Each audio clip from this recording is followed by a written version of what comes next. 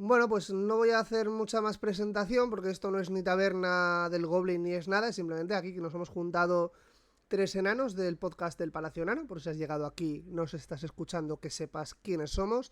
Yo soy Manel, aquí está Héctor Bien hallados. y Robert. Hoy sí, brujero. Y vamos a hablar sobre la polémica que ha habido con Netflix y la saga, o sea, y la serie de The Witcher, eh, con ocasión de esta última polémica, pero bueno, vamos a repasar las polémicas anteriores que ha habido, ¿no? Porque, si mal no recuerdo, la primera y más importante es que gracias a... Bueno, el tema del cast, ¿no? Fue lo primero. Gracias a los forococheros americanos, es decir, a Reddit, se filtró, alguien encontró por ahí una lista de el casting que estaban haciendo y demás, y que para Siri buscaban una niña de minorías étnicas. Vale, eso ya es empezar cagándose en el lore, ¿no? Pues si tú contratas a una persona, porque Netflix ya sabemos del pie que cogea políticamente, y bueno, eso, si tú una cosa, un producto es bueno y le metes diversidad, inclusión y tal, bueno, es bueno, lo otro está al lado. Pero si basas todo en inclusión, diversidad y tal, es una puta mierda. Entonces, ¿qué es lo que le ha pasado a muchas series? Y ya veremos si en The Witcher pasó o no. Bueno, eso ya hemos hablado también en los programas que dedicamos a la serie. Buscadlos, escuchadlos, que os gustarán o no. Pero bueno, dicho esto, querían a una persona, una niña de minorías étnicas, asiáticas, se rumoreaba bastante que podía ser. Y bueno, esto ya es empezar cagándose en la historia en sí, porque el núcleo duro de la historia de Geralt es Geralt y Ciri, ¿no? Su hija adoptiva, y el cómo estas dos personas acaban siendo padre e hija adoptivos, y con el añadido de que físicamente se parecen también, pese a no ser familia. Uno tiene el pelo blanco, la otra el pelo celiciento, etcétera. Y los dos caucásicos o de la raza que les pongas. Si pones a Geralt negro, a la niña negra también. Pero no me los cambies de raza, hostia. En fin, esto fue lo primero. Y como Netflix vio que los fans ya empezaban a hatear desde el principio, reculó y cogió a una niña más polaca imposible. ¿Vale? Entonces, hasta ahí el fandom le ganó el puntito a Netflix. Pero bueno, luego no se quedó a gusto y empezó a hacer varias cositas. Robert, ¿qué nos puedes contar tú que sabes más que Héctor y yo juntos en 10 Eh, días? a ver, en ese punto de la historia, cuando todavía estábamos con el cast, estábamos en las fases iniciales de producción y tal, hasta la propia gente de la producción que había en ese momento le dijo a Lauren, oye, a lo mejor todo esto es rumorología, ¿vale? Nunca se ha podido probar, pero insiders han comentado esto, ¿no? Que los propios ejecutivos productores de la serie dijeron, oye, a lo mejor esto no deberías de tocarlo. A lo mejor esto debería ser un poquito más fiel. Luego las pruebas, pues bueno, tenemos a la niña, a Freya Allan, que lo ha hecho mejor que bien. O sea, yo creo que está muy bien como Ciri, que físicamente da mucho el pego. Pero en ese momento, a ver, las redes ardieron tantísimo que Lauren Hilrichs se tuvo que ir de Twitter. O sea, no sé si os acordáis de esto, Sí. que cerró su cuenta vamos, la tuvo bloqueada durante bastante tiempo y fue por eso. Salió diciendo luego que, bueno, que ella iba a seguir con la idea inicial que tenía, cuando es mentira. Sabemos que ha cambiado bastantes cosas a lo largo de la historia. En ese momento, aquella decisión que toma nos hace confiar, porque dijimos, ha escuchado, por lo cual siempre es bien. O sea, escuchar al fan, es verdad que no puedes contentar a todo el mundo y no siempre es 100%. Pero bueno, dijimos, las quejas llegaban a algún punto. Alguien había parado, se había parado 2 segundos y había dedicado ese tiempo a escucharnos a los fans y a corregir un fallo muy grande. Hubiera sido del estilo de, bueno, de la... Hablaríamos del... ¿Os acordáis del Aquiles de la serie de Troya? Pues Sí. O más o menos. el rey Arturo, ¿no? También en una serie también.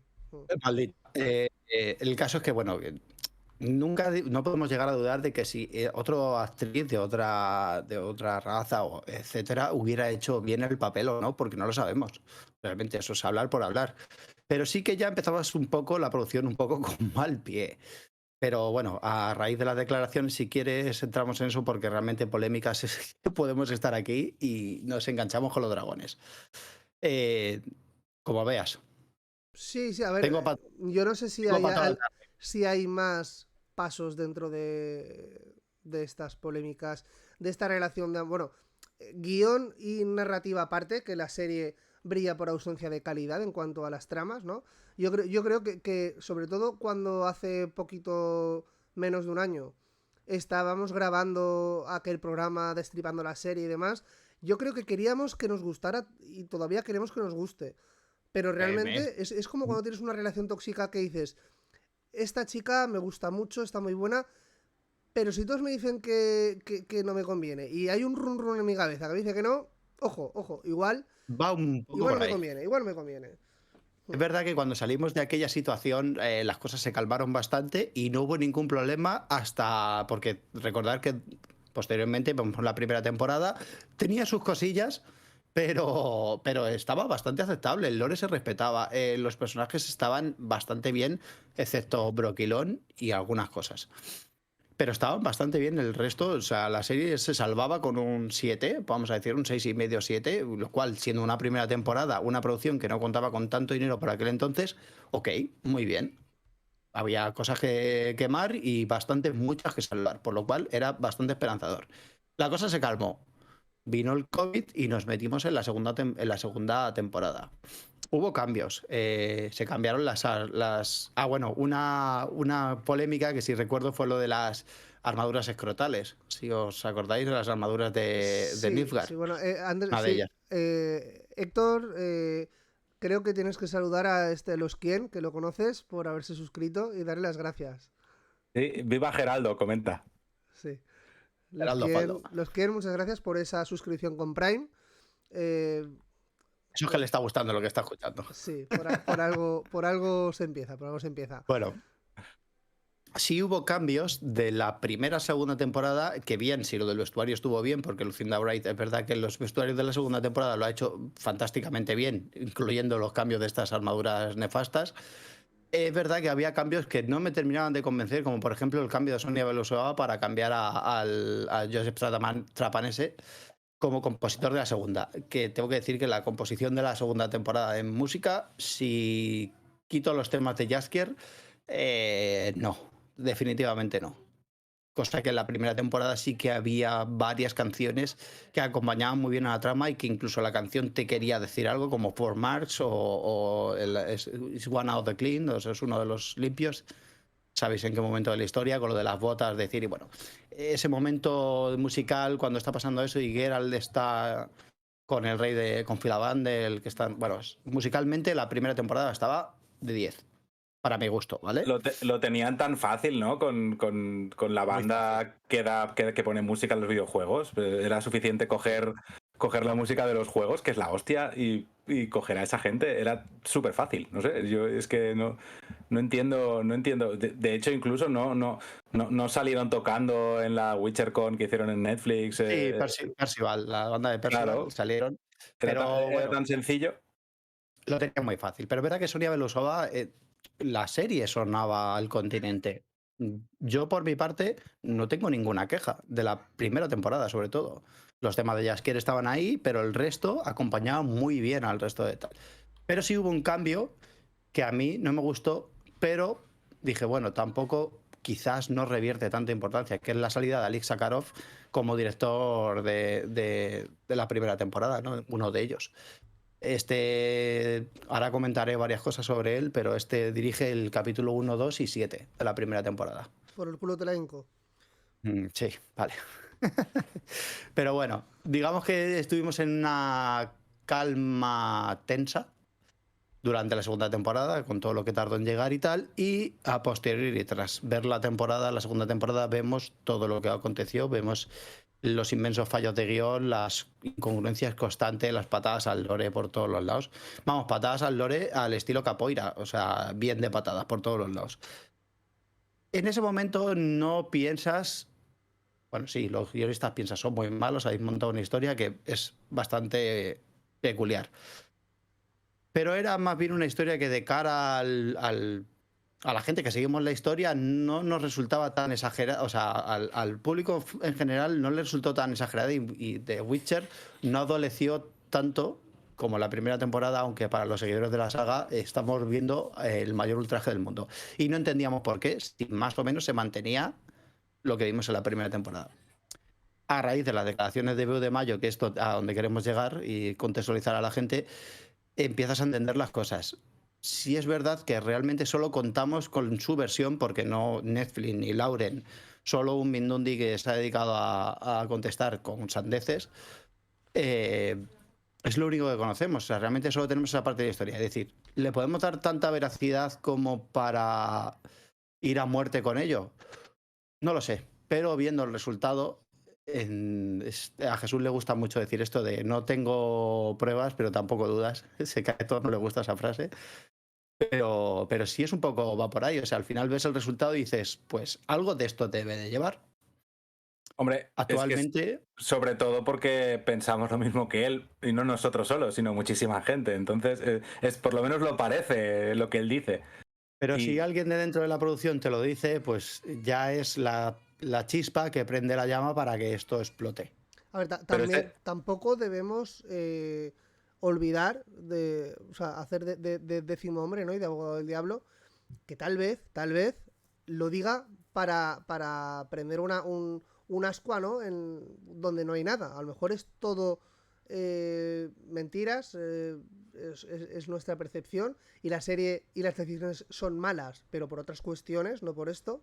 Y ha aprovechado la tesitura y dice, bueno, a mí me largaron, pues voy a soltar esto, voy a sacar la chorra ahí y bueno, voy a hacer aquí el último deseo con mi polla, voy a hacer. Entonces, no olvidemos que esto puede suceder, aunque yo creo que estamos todos por creernos lo otro porque es lo más evidente, ¿no? La navaja de Occam es lo que nos dice. Yo creo que es lo más cercano a la realidad. A ver, nos faltaría la otra parte que no la tenemos. Pero sí que es verdad que dices, no sabes si realmente esta gente, Beu de Mayo, por ejemplo, sale de la producción después de la segunda temporada, después de ser el director y guionista de Nightmare of the Wolf, ¿vale? De la peli de animación, y sale de la producción y ya no está ligado a ninguno de los productos de The Witcher. ¿Sale o le echan? No lo sabemos. A lo mejor directamente él sale. De hecho, Nightmare of the Wolf nos presenta un Vesemir bastante creíble respecto al de la serie, que era nada, era ridículo. Y tal y como acaba él su historia, que acabas con 4 brujos, era canónico. O sea, realmente después había 4 brujos y Vesemir. Y estaba bien. Puede ser que estuviera en desacuerdo en aquel momento porque la segunda temporada no iba por ahí ni por asomo, que recordar que fue la primera temporada, tuvimos la peli y después tuvimos la segunda temporada, ¿vale?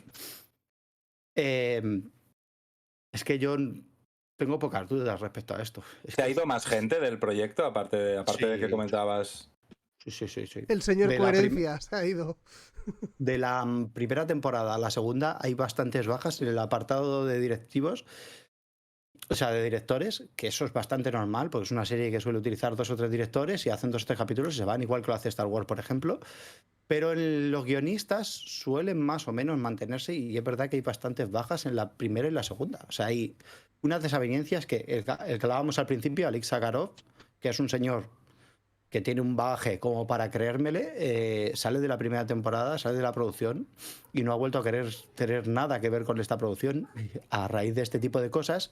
Ya sabemos por qué, porque de hecho Beu de Mayo era uno de los que estaban o venían parte del equipo de este señor, ¿no? Entonces, si quieres cito textualmente las declaraciones que encienden de lo que estamos hablando, ¿no? Que las tengo aquí Por preparaditas. favor. Bueno, él dice que se encuentra una entrevista, ¿no? Y suelta lo siguiente. Hablando de los guionistas de la serie, no les gustan los libros ni los juegos, incluso se burlan activamente de ellos, cosa que yo ya veo bastante graves. Es una receta para el desastre y la mala moral. El fandom es una prueba de fuego para los egos y hace que todas las largas noches merezcan la pena. Hay que respetar la obra antes de poder añadir algo a su legado. Bueno, esto, si a los que ya estábamos bastante en desacuerdo con el guión de la segunda temporada, lees esto y ¿qué hace? Pues hervirte la sangre hasta un nivel visceral. Saliendo de que esto es como hablamos siempre, es una serie y que tampoco me influye en mi día a día de mi vida, pero sí que me toca un poquito los pies, ¿Y tú ¿vale? Para que me cuánto entendáis. crees, perdona por cortarte, que tiene que ver Loren Hisrick con todo esto? O sea, ¿qué A ver, porcentaje de culpa o de responsabilidad podría tener? todos los capítulos de la primera temporada, la segunda, en muchas de las series, cuando se habla que hay un guionista, o sea, X capítulos pertenecen a este. Por ejemplo, Beu de Mayo dirige el segundo de la segunda temporada, el de Kaer Morhen. sale como guionista titular, pero en la sala de guionizado o de guiones, o como la queráis llamar, están todos los guionistas de una temporada, porque para montar un hilo de la historia, todos escriben los guiones, aunque luego cada uno aparezca como titular de tal. Entonces, todos están ahí. Y en esa sala se hablan muchas cosas, se pasan muchas horas escribiendo guiones, haciendo esto y haciendo aquello. Entonces, credibilidad de las palabras, mucha. Y Lauren estaba allí, porque Lauren también está acreditada como escritora o guionista de la segunda temporada y de la primera. O sea, Lauren estaba allí delante. Si quiero dar veracidad a estas palabras, Lauren estaba allí cuando la gente se estaba burlando, como dice Voz de Mayo, de la historia, del material original. O sea, burlándose de los libros y burlándose de los juegos. O sea, un producto que tiene que llevar a ver tu serie, porque los libros están muy bien, pero hace mucho tiempo nadie los conocía como tal. Los juegos son la mayoría de entrada de la gente a los libros. O sea, mucho fandom te va a venir por los juegos y mucho fandom es de los libros. Y los menosprecias de esa manera me parece que es un error, como dice él, es una prueba de fuego para cuando saques la historia de cómo te lo van a cotizar, ¿no? Ese guión, o cómo se va a desgranar y cómo te lo van a analizar, porque hoy en día se hace mucho. Yo creo, este debate, perdona que te corte, Robert, lo hemos tenido muchas veces con muchos productos. A mí me parece que es la decisión más mala que se puede... O sea, tú cuanto más te desvíes del producto original, yo creo que peor es la decisión. ¿Por qué? Pues porque lo que vas a hacer es no contentar a los fans que ya hubieras tenido, que si te riges vas a tener, y a lo mejor vas a coger a más gente, porque si la historia es buena, si has comprado derechos para representar una historia, es porque ya es buena. Entonces vas a arrastrar a gran parte de los que ya había con los libros, videojuego, X, lo que sea, y aparte vas a coger gente nueva si la historia es buena. Luego está Héctor que dice, yo ya he visto esto, no quiero volver a verlo en la tele. Y es comprensible. Entonces, para eso, haz algo totalmente distinto y, si quieres, mételo en el universo para usar la marca, pero no digas que este es Gerald cuando es otro tío, que esta es... No. O lo haces lo más fidedigno posible o haces algo totalmente distinto. Pero adaptar algo y cambiarlo todo lo veo absurdo y no vas a ganar. Ya, pero yo eso siempre lo digo cuando pasamos, no lo digo de libros a películas, eso normalmente. Lo digo más cuando pasamos de un videojuego que hacemos una película. Pero bueno, eso es un tema muy largo y te podría estar mucho rato hablando. Es porque yo creo que un videojuego narrativo, realista, ya contiene toda esa historia. Entonces, a mí no me aporta. Pero trasladar un libro a una pantalla, a ver, no evidentemente no lo vas a hacer igual. Es imposible hacerlo igual. Son medios distintos. Lo claro, si aquí siempre nos quejamos de lo mismo. Si estamos hablando del tono, estamos hablando de cómo el personaje... Evidentemente que habrá de haber cambios. El problema es que tú ves la serie de Witcher, por eso estamos hablando de esto aquí ahora. Si nos pareciera de puta madre, nos hubiera importado 3 pelotas lo que hubiera hecho Bo de Mayo. Pero el problema es que nosotros ya no vemos eso, no estás viendo la serie y tienes que esforzarte mucho en encontrar a Sapkowski, en encontrar lo que te ha gustado o en encontrar lo que tienes en el videojuego de The Witcher. O sea, cuesta mucho. Ese mundo tan gris que hasta el menos pintado te mata, porque es decir, los monstruos realmente no son los monstruos de la historia, o sea, realmente hasta las personas son peores y esas historias, esos trasfondos que tienen muchos de los personajes que aparecen como secundarios o terciarios en muchas de las historias, es lo que hace rico ese mundo, como por ejemplo el Applegat, que lo vamos ahora a ver en esta tercera temporada, por ejemplo. Mira que es corta esa historia y qué bien escrita está. Y cómo te describe ese momento, ese continente corrupto, ese continente que está podrido hasta las entrañas y lo ves ahí. Pero no lo vimos en la segunda temporada. Directamente fue una serie de aventuras, lo resolvemos todo con el amor y porque yo te quiero y porque quédate conmigo. Mira, no, esto no va por ahí. Pero es que no es más, o sea, es decir, estadísticamente se puede comprobar que de la primera a la segunda temporada hay una bajada muy grande de viewers. O sea, hay muy pocos espectadores o sea, debería haber increciendo. O sea, la segunda temporada debería haber tenido más visualizaciones que la primera. Y no es así, es bastante menos que la primera temporada. ¿Por qué? Porque la mayoría de la gente seguidora se bajó del barco. Vieron esto y dijeron, mira, no. Y se quedaron con el Paco y Charo que tanto nos gusta a nosotros mencionar en el Palacio. y perdieron a muchos de los seguidores que te habían encumbrado y que te habían llevado hasta ese punto. Pero es que Y tampoco para mí es un funciona, error. tampoco les ha funcionado. En Rings of Power tiene unos números increíbles. Pero es que esto ni siquiera. O sea, es que tampoco. ¿Qué le No, aporta? ¿Qué le aporta ese punto de vista? es un error. ¿Por qué pones a los elfos de esa manera? ¿Por qué retratas a.? O sea, ¿por qué? ¿Qué necesidad tienes? Si ya es muy rico lo que tienes, ¿por qué lo cambias? ¿Por qué? Bueno, no sé. Volviendo al tema este, tú sabes si a lo mejor no ha dicho nada, ¿no? Nadie de la producción ha dicho nada de lo que ha dicho este señor. Eso es porque lo van a demandar y no quieren, igual es eso. Igual no quieren publicar ninguna postura oficial porque le van a poner una demanda o simplemente pasan porque les da igual, porque en el fondo, quiero decir, tampoco nos preocupa a nosotros, que somos el núcleo duro, por así decirlo, de fandom, pero a lo mejor el resto de gente se la pela, ¿no? Tampoco no sé muy bien cómo verlo esto. Realmente sí ha habido unas contestaciones. Lo que pasa es que han sido tan efímeras y tan absurdas que las han borrado. O sea, hay un tal Matt de Ambrosio que es el que está. Uy, perdona por el ruido, que tengo un jaleo. Qué tela. Tranquilo, yo tengo Em, aquí una perra ladrando también. Por eso me estoy muteando. Yo tengo un enano menor.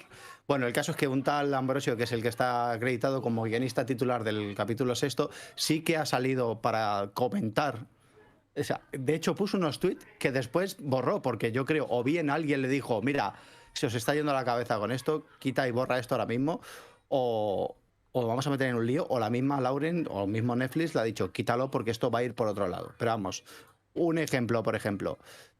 Sin ninguna razón, estoy pensando a la vez que un escritor gay me dijo que una vez la bisexualidad es una mierda. Y también en otra ocasión dijo que los pasivos son receptivos de enfermedades. Aparentemente asiste a muchas reuniones de este tipo. Y él también saldría de esta manera a matar personajes raros. O sea, esta es la defensa mayor que hace de tal, acusando también a Beu de Mayo porque debió ser, digamos que a lo mejor uno de los dirigentes de ese grupo de guionistas, ¿no? Llamándole que era una especie de maltratador físico y psicológico de su equipo. O sea, eso es lo que él colgó, gracias a nuestra amiga Sardinilla, que todo esto lo ha ido relatando en un hilo genial, que lo tenéis en Twitter, y lo ha ido recogiendo punto por punto. Ha habido capturas de pantalla de las declaraciones de este tipo que, bueno, son directamente absurdas. Sí, yo creo que como hemos dicho en otras ocasiones, bueno, a este grupo de guionistas, ¿no? Tan sectarios y tan... hoy que hablábamos de la superioridad moral, esta gente se cree que son tan listos y tan grandiosos moralmente que ellos pueden mejorar cualquier obra, ¿no? Cambiando y poniendo sus mierdas. Y me los imagino como el grupo de guionistas del final del capítulo de She-Hulk, del último, ¿no? Ahí que entra la She-Hulk y empieza a decirles, tú eres un gilipollas, tú no sé qué, tú no sé qué, pues lo mismo, me los imagino así todos ahí muy guays, en plan, vamos a poner aquí un 3% más de negros. Ah, pero vamos a darle importancia. No, pero son negros, nos aplaudirán. Ese tipo de tonterías, yo me imagino así realmente al grupo de guionistas de la serie de The Witcher en Netflix. Es que tengo la sensación de que esta gente viene picada de antes, porque durante la película de Nightmare of the Wolf a View de Mayo se le recriminó que el primer personaje que muere o el primer brujo que muere en la película es precisamente el brujo que era gay.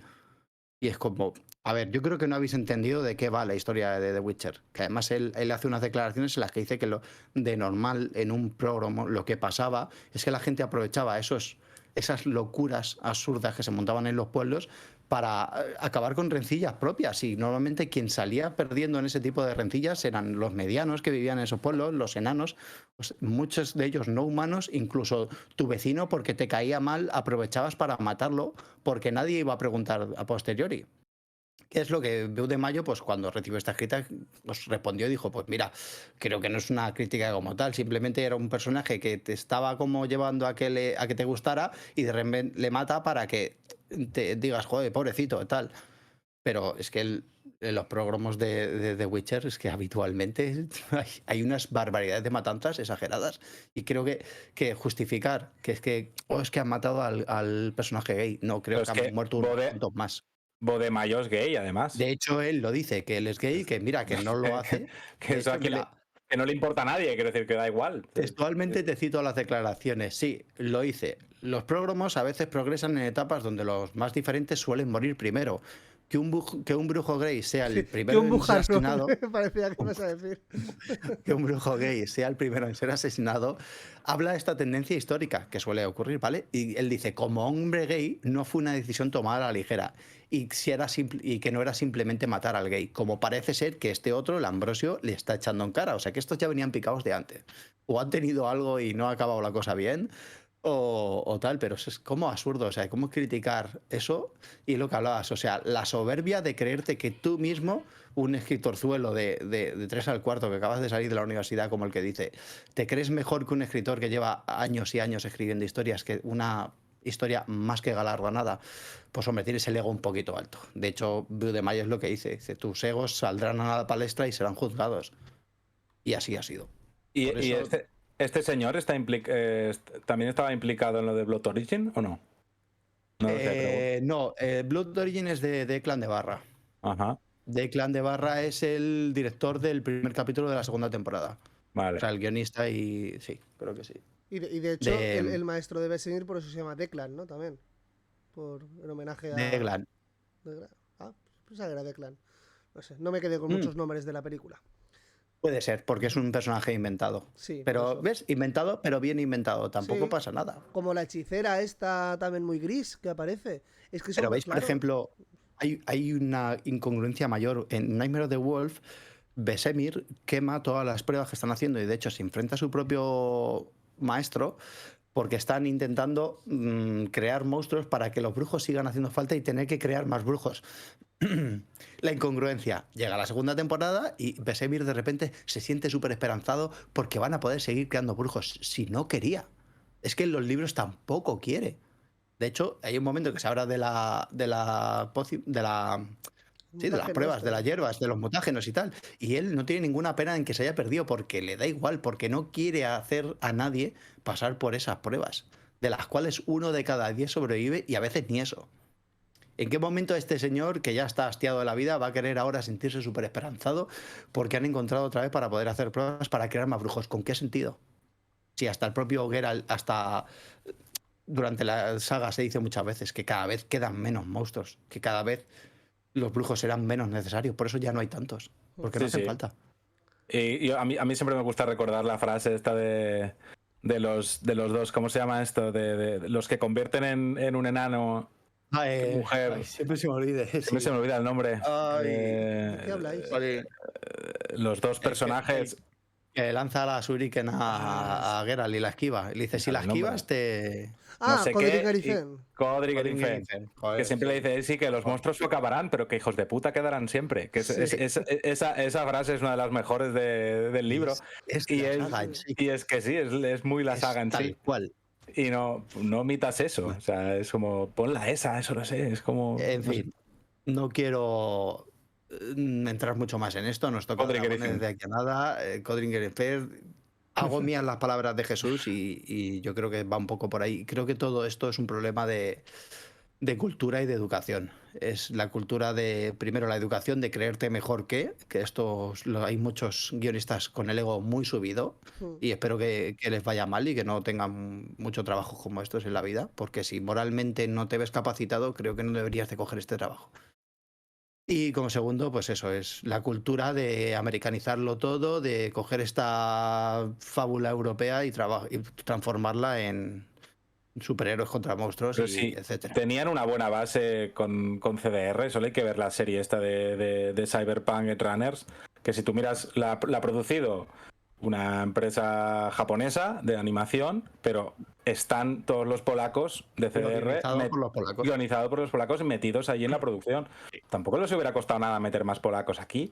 Porque en teoría van de que son, o sea, te presentan el WitcherCon como que están trabajando juntos. Sí, como que estaban no lo hermanados y como tal. Sí, Hubiera costado muy los poquito. polacos llevan el café. Es lo que hacen. Es que hubiera costado muy poquito preguntar a la gente que sabe de verdad. Porque en la primera temporada ya se cargaron a varios de ellos, a los cargos de consultoría, ya los Pero echaron. ya que más cercanos los tenían, o sea, había polacos en la primera lo temporada. estuvieron. Ujú. Uy, qué casualidad que en la segunda temporada ya no están. Ya. Como en Rings of Power desechar a Peter Jackson. Pues bueno, pues de aquellos barros estos lodos. Bueno, a ver si algún día, a lo mejor algún día, ya no de los libros, sino de los videojuegos, pues no sé, se alían con Trigger y los polacos y nos dan algo divertido, porque a lo mejor, yo qué sé, ¿por qué no? Ya no hablando de los libros, hablando ya de los juegos, como ahí ya Netflix no, supongo que los derechos sobre las historias de CDR no los tienen. La solución, que la cancelen, que compren los derechos HBO y que hagan una serie como Dios manda. Hombre, yo no quiero ser tan exagerado, o sea, todavía tenemos la tercera temporada y sí es verdad que siempre me quedará la esperanza de pensar que en algún momento esto se va a arreglar. Yo la sigo manteniendo, pero es verdad que a día de hoy tengo Pero tío, muy poquita. yo creo que la mitad de las escenas más icónicas ya han pasado y las han hecho mal. O sea, es que sí, Bueno, Manel, nos queda Eretusa y nos queda el final. Vale. Déjame tener esperanza, aunque sea muy poquina, muy poquina. Vale, pero tú imagínate que ahora hacen una serie de 10. Pero De 10. cuando quieras volver a verla, la primera y la segunda te van a dar una pereza que te vas a saltar a las siguientes. Entonces, bueno, que no hay ningún problema en empezar una serie por la tercera yo temporada. puesto a pedir, prefiero, lo dicho, HBO, una cadena seria. Que sí, que te va a meter también cuotas y sus cosas politizadas. Pero se lo van a tomar en serio. Geralt, pues sí, vamos a perder a Henry Cavill, pero a lo mejor el caché que te cuesta Henry Cavill, contratas a otro actor que físicamente se parezca más al Geralt de los libros. Escucha, no pierdes a Cavill. Te recuerdo que HBO es de Warner. ¿Y con quién actualmente tiene contrato Henry Cavill? Sí, curiosamente. Y justamente él es un friki de que se ofreció para interpretar a Geralt y todo esto. Vale, pues, pero bueno, digo por fantasear, porque Cavill nos gusta a todos, nos cae bien, pero no es el Geralt que quisiéramos ver. No, pero a mí me vale, ¿eh? A mí me sirve. No le pongo muchas pegas a eso, precisamente. Yo es que echo de menos que las coreos sea un Geralt más ágil y menos físico. Bueno, pero eso es, para mí es, bueno, cada uno tiene su opinión, para mí es un detalle menor.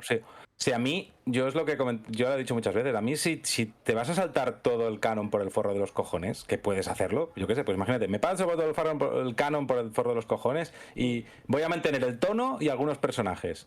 Pues yo siempre lo digo, yo prefiero ver unas aventurillas de Geralt y Jaskier, que la serie se centre en aventurillas de Geralt y Jaskier. Te las inventas con el tono Sapkowski. A mí, yo lo firmo. Sí. Me vale. Y no hay problema de derechos. Aquí no podemos decir, no, es que tampoco tenían todos los derechos. No, Sapkowski le das pasta y te lo firma. O sea, ningún problema. Ahí lo tenemos claro, pero, jolín. Me suena a oportunidad perdida. Bueno, vamos a saludar, porque deberíamos empezar los dragones, pero Miguel está al caer y creo que deberíamos esperarle a él al menos. Pablo se nos unirá a la media. Mira, Miguel está conectándose. No, Miguel ya está, sí. Pues podemos ir leemos los comentarios, saludamos a la gente y vamos cerrando, ¿vale? Y empezaremos la taberna hablando de la Casa del Dragón. Entonces, bueno, agradecer a la Casa del Acantilado que se ha pasado, a Kael, a Jordi, a Juanru, que también se acaba de conectar. Bueno, simplemente informar para los recién llegados. Estábamos acabando de hablar de la polémica de la serie de Witcher y ahora vamos a empezar a hablar ya de la Casa del Dragón, ¿vale? Acá él nos decía que firma lo que yo digo de que ojalá caduque, o sea, pierdan los derechos de la serie y la haga una productora digna y lo levante desde cero. Jordi saluda a los adoradores de los dragones. Y acá él vuelve a decir que vamos a ver lo que hacen en Aretusa y cruza los dedos. Bien, pues nada, chicos, esto lo voy a subir tal cual a iVoox y también si puedo a YouTube. Y bueno, pues Juanru, por resumirte mucho, que lo que sospechábamos es que se ha confirmado y es que los guionistas se pasaban todo el lore de libros y videojuegos por el forro de los cojones y han hecho lo que han querido, ¿vale? Y un ex guionista que ha salido ha destapado todo. Entonces, la serie no es mala porque lo dijéramos 4 fans incels, ¿no? Como quieren decir los de Netflix, sino porque eran los propios guionistas los que estaban ahí boicoteándolo desde dentro. En fin, un abrazo a todos y vamos ahora con la Casa del Dragón.